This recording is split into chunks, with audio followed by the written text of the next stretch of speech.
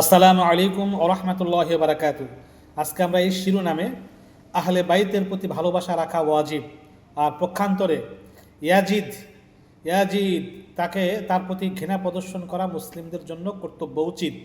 তাকে ঘৃণা প্রদর্শন মুসলিমরা করবে, কেন করবে? যেহেতু সামনে 10ই মুহররম পবিত্র আশুরা, আমরা এই প্রাসঙ্গিক আলোচনাটা বিস্তারিতভাবে এবং তারপর আমরা রিলস ছোট ভিডিও আকারেও আমরা পরে শুনবো বা আমরা এফজেআরে দেখতে পাবো। প্রথমে বিস্তারিত আকারে, প্রথমে হাদিস, যে এই আল্লাহ রসুলের আহলে বাহিদকে কেন ভালোবাসতে হবে। আল্লাহ রসুলের একটা হাদিস রয়েছে, ক্বালান নবী সাল্লাল্লাহু আলাইহি ওয়াসাল্লাম আহিব্বুল্লাহ লিমা ইয়াগযু মিন নিআমি ওয়া আহিব্বুনি বিহুব্বিল্লাহ ওয়া আহিব্বু আহলা বাইতি বিহুব্বি। মহানবী সাল্লাল্লাহু আলাইহি ওয়াসাল্লাম ইরশাদ করেন, তোমরা আল্লাহকে ভালোবাসো, আল্লাহকে মহব্বত করো, তার অগণিত অসংখ্য নিয়ামত বিনা পরিশ্রমে বিনা পয়সা আল্লাহ পাক দিচ্ছেন, তার প্রতি ভালোবাসা মহব্বত রাখো। ও আহিব্বুনি বিহব্বিল্লাহ, এবং আমি মুহাম্মদ সাল্লাল্লাহু আলাইহি ওয়াসাল্লামকে ভালোবাসো আল্লাহকে ভালোবাসার জন্য, আল্লাহর ভালোবাসা পাওয়ার জন্য আমাকে তোমরা ভালোবাসো। ও আহিব্বু আহলা বাইতি বিহব্বি, আর আমার আহলে বাইত, আমার পরিবার পরিজন, আমার পরিবার পরিজনকে ভালোবাসো আমার মহাব্বতের কারণে। আমাকে ভালোবাসলে আমার আহলে বাইতকে তোমরা ভালোবাসবে, ভালোবাসা উচিত, ভালোবাসতে হবে। তাই আহলে বাইতকে ভালোবাসা ওয়াজিব, জরুরি।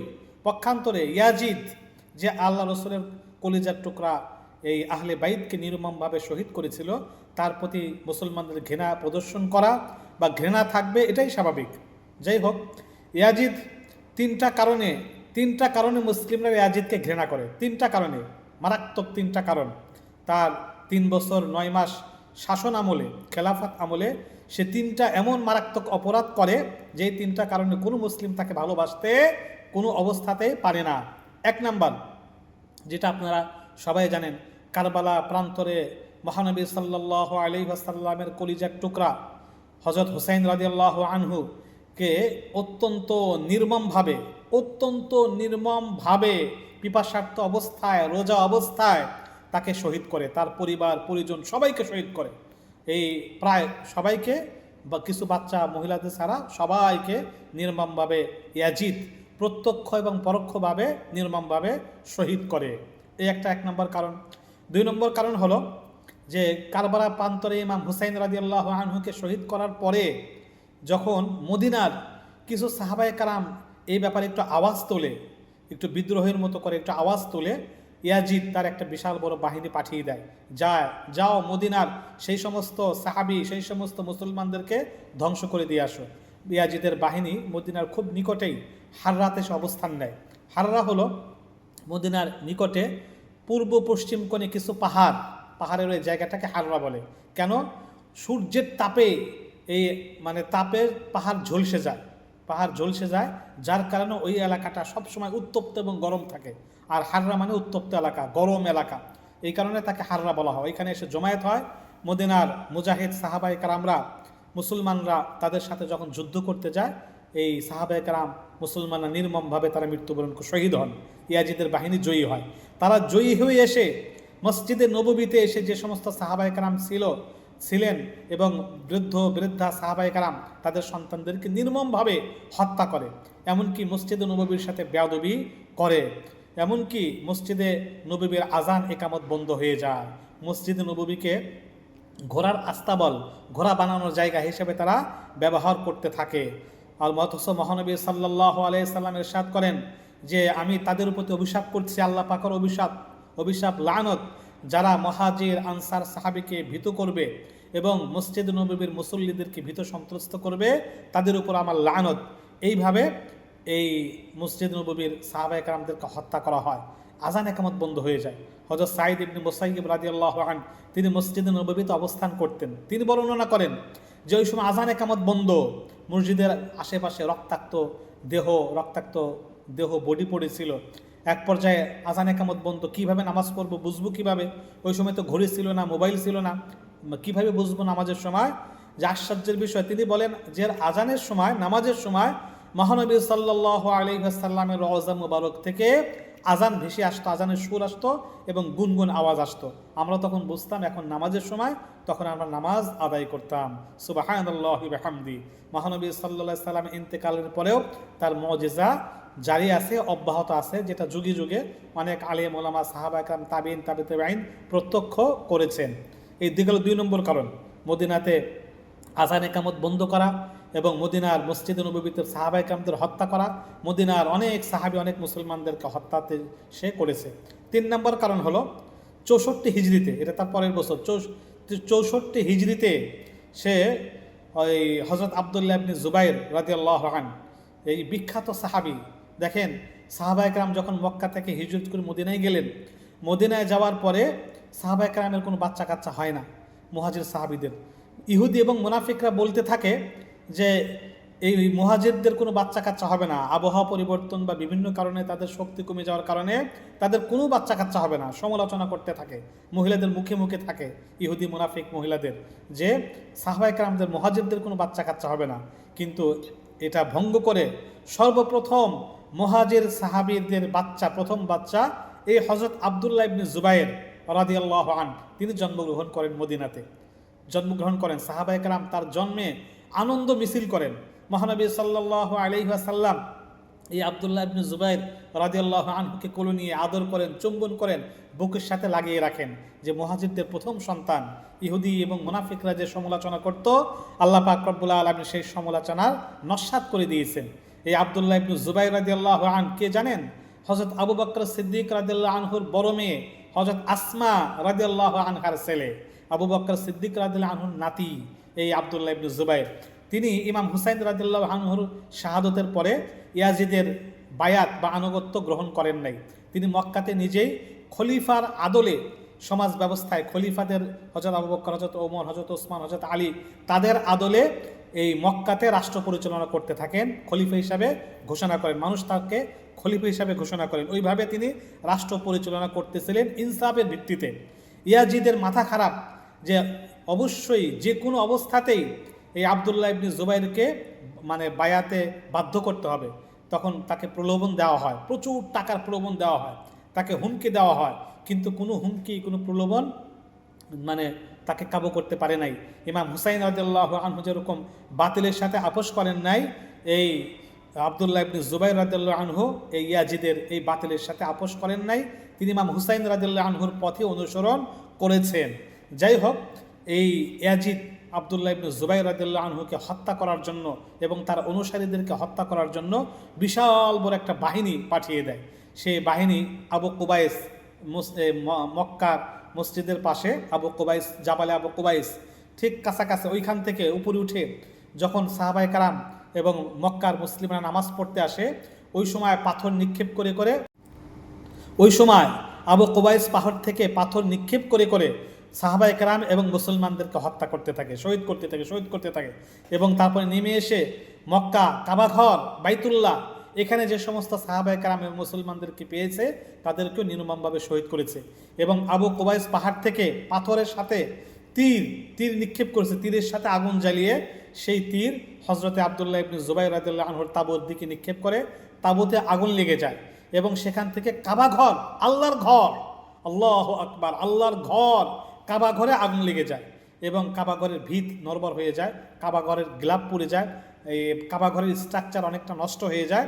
এইভাবে নির্মমভাবে, তারপরে নির্মমভাবে হযরত আসমা রাদিয়াল্লাহু আনহা তার মায়ের উপস্থিতিতে, মায়ের সামনে নির্মমভাবে আব্দুল্লাহ ইবনে জুবাইর রাদিয়াল্লাহু আনহুকে নির্মমভাবে শহীদ করা হয়। ইয়াজিদের বাহিনী নির্মমভাবে তাকে শহীদ করে।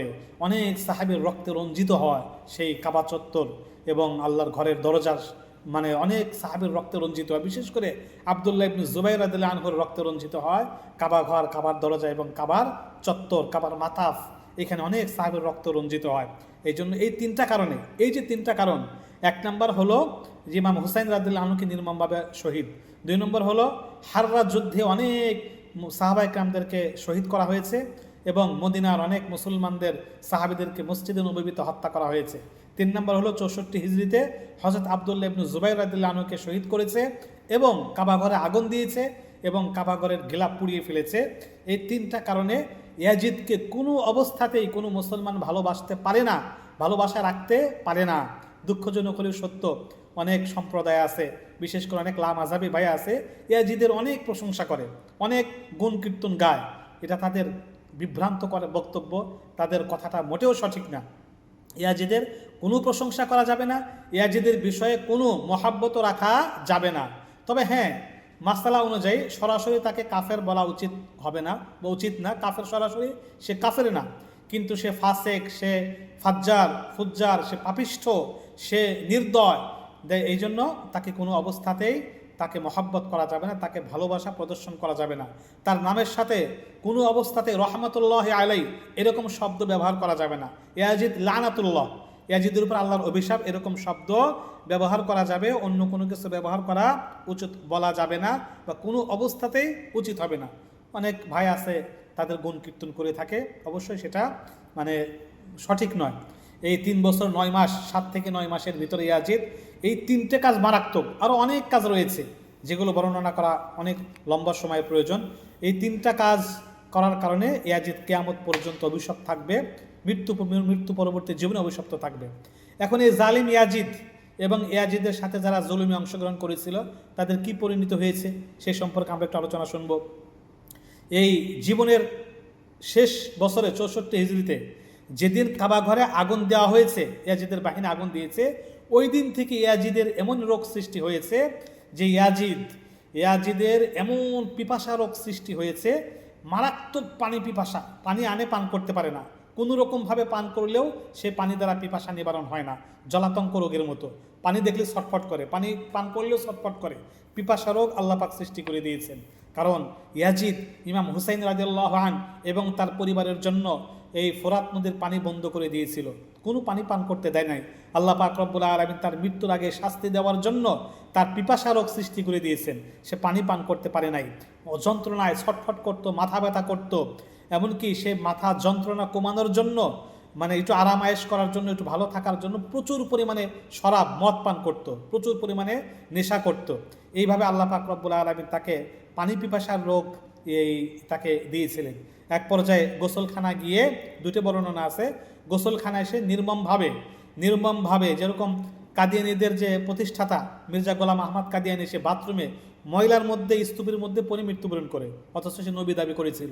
ইয়াজিদও গোসলখানায় ময়লার ভিতরে, ময়লা অবস্থায় সে নির্মমভাবে মৃত্যুবরণ করে। আর আরেকটা বর্ণনা রয়েছে যে ইয়াজিদ একটু মানে প্রশান্তির জন্য সে একটা শিকারে বের হয় ঘোড়ার উপরে, ঘোড়াকে শক্ত করে বাঁধে যাতে পড়ে না যায়, তার প্রিয় বানরকে খুঁজতে যায়, বানর সাথে নিয়ে যায়, সেটা এক পর্যায়ে হারিয়ে যায়। যাই হোক, ঘোড়া তাকে নিয়ে এমন দৌড় দেয় সে পড়ে যায়। তারপরে ঘোড়া এই পাপস্থি করে তার পায়ে এমনভাবে পিষ্ট করে যে ওইখানেই আধা মারা হয়ে যায়। তারপরে ঘোড়া এমনভাবে জোরে দৌড়াতে থাকে, ইয়াজিদ তো ঘোড়ার সাথে বাঁধা, পাথরে আঘাত লেগে ক্ষত বিক্ষত, বিচ্ছিন্ন হয়ে যায়। নির্মমভাবে সে মৃত্যুবরণ করে, পানি পিপাসা নিয়ে সে মৃত্যুবরণ করে।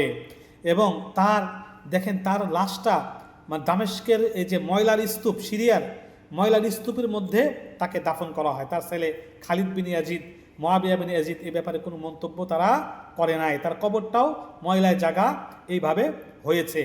ইয়াজিদের সাথে দেখেন, সে যুবক, ইয়াজিদ ছিল যুবক বয়সে আল্লাহ পাক তাকে কীভাবে অক্ষম করে শাস্তি দিয়েছেন। ইয়াজিদের যে সীমার ইমাম হুসাইন রাদিয়াল্লাহু আনহু জবাই করেছিল, সীমারকে মুখতার সাকাফি তাকে নির্মমভাবে জবাই করে তার দেহটা কুকুর দ্বারা ছিন্ন বিচ্ছিন্ন করে খাওয়ানো হয়েছিল। উমর ইবনে সাদ তাকে নির্মমভাবে হত্যা করে শাস্তি প্রদান করা হয়েছিল। উবাইদুল্লাহ বিন জিয়াদ, এই জারস সন্তান, সে ইমাম হুসাইন রাদিয়াল্লাহু আনহুকে হত্যা করেছিল, ঠিক তাকেও হত্যা করে তার গলা অর্থাৎ কল্লাটা আলাদা করে বর্ষার উপরে নিয়ে দামেস্কে যখন পেশ করা হয়, মাথাটা রাখা হয়, সাপ কোত্থেকে একটা সাপ বের হয়ে নাক দিয়ে ঢোকে, মুখ দিয়ে বের হয়, নাক দিয়ে ঢোকে, মুখ দিয়ে বের হয়, এরকম কয়েকবার করে, অর্থাৎ তাকে ইঙ্গিত দেওয়া হচ্ছিল এরকম শাস্তি দুনিয়ার থেকেই তোমার শুরু, মৃত্যুর পরে তো আসেই। এইভাবে উবাইদুল্লাহ বিন জিয়াদ আর যারা নির্মমভাবে তাকে হত্যা করা হয়, আর যারা জড়িত ছিল সেনারা, কেউ অন্ধ হয়ে যায়, কেউ বিকলাঙ্গ হয়ে যায়, কেউ প্যারালাইসিস হয়ে যায়, অনেক রোগে আক্রান্ত হয়ে মৃত্যুবরণ করে। হযরত মুআবিয়া রাদিয়াল্লাহু, একটা বিষয় মাসালা, মুআবিয়া রাদিয়াল্লাহু আনহু কাতিবে ওহী লিখতেন। এই সাহাবী সম্পর্কে কোনো খারাপ মন্তব্য করা যাবে না, ছেলের দোষে দোষারোপ করা যাবে না, ইনি কাতিবে ওহী, তার ব্যাপারে কোনো কিছু বলা যাবে না। কিন্তু এই ইয়াজিদের সাথে কোনো মহব্বত কোনো অবস্থাতে রাখা যাবে না, তাকে মানে রহমতুল্লাহ আলাইহি বলা যাবে না। তার সাথে মহব্বত কেন রাখবে? এই সমস্ত কারণে কোনো অবস্থাতেই এই মহব্বত রাখা যাবে না। তাই আমরা হুসাইনি চেতনায় উদ্ভাসিত হয়ে তার আদর্শকে অনুসরণ করব। আমরা হুসাইনি মুসলমান বা আমরা মহানবী নববী মুসলমান, ইয়াজিদি মুসলমান আমরা হব না। ইয়াজিদ মার্কা মুসলমান আমরা কোনো অবস্থাতেই হব না। আমরা নববী মুসলমান, যেটা আল্লাহ রসুলের নাতি হুসাইনি চেতনায় উদ্ভাসিত হয়ে আমরা আমাদের এই চরিত্র গঠন করব, আমরা সেই পথে জীবনকে পরিচালিত করব। আমরা আমাদের জীবনে হযরত হুসাইন রাদিয়াল্লাহু আনহুর আদর্শ, যা তার নানার আদর্শ, মহানবী সাল্লাল্লাহু আলাইহি সাল্লামের আদর্শকে বাস্তবায়ন করব, আমরা সেইভাবে জীবনকে পরিচালিত করব। আমিন। আমরা সংক্ষিপ্তভাবেও আমরা ভিডিও ছাড়ব।